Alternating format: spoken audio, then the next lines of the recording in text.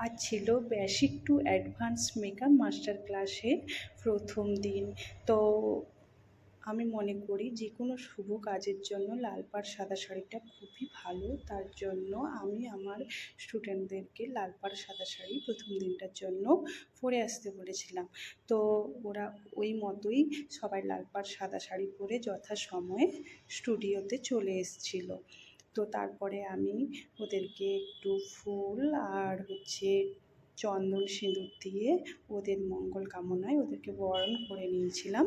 তো তারপরে আমি কি করেছিলাম, ওদেরকে একটু মিষ্টি মুখোশ সঙ্গে করাই।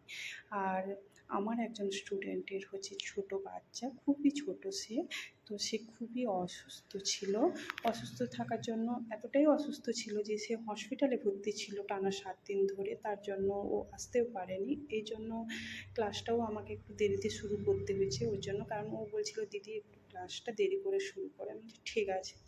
তো আজকে ওকে বলেছিলাম যে তুমি তোমার বাচ্চাকে সাথে নিয়ে আসবে, কোনো অসুবিধা নেই, এখানে বাচ্চা থাকবে, কোনো অসুবিধা হবে না। হ্যাঁ, তো আমি কি করেছি দেখো, ওই বাচ্চাকেও একটু সিঁদুর আর ফুল দিয়ে আশীর্বাদ করেছি। আর বাচ্চাকে যিনি ধরে আছেন উনি হচ্ছেন আমার মা।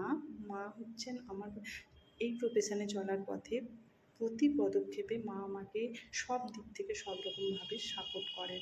হ্যাঁ, মা বাচ্চাটাকে নিয়ে ধরে আছেন, কারণ বাচ্চাটা তো এতটা ছোট যে বসতে পারে না, ঠিকঠাক করে বসলে ও পড়ে যায়। তাই মা বাচ্চাটাকে নিয়ে আছে, ও ফুলটা দিচ্ছি, ও ফুলটা নিতেও পারছে না, কারণ ও তো বোঝে না এতটা।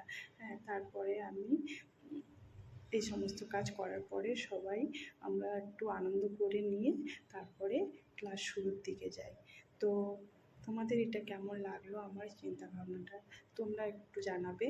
আর তোমাদের ভালোবাসা, সাপোর্ট আমার এই কাজে চলার পথে খুবই দরকার, খুবই জরুরি। তোমাদের ভালোবাসা পেলে আমি আরও এগিয়ে যেতে পারবো। আমার স্টুডেন্টদেরও তোমরা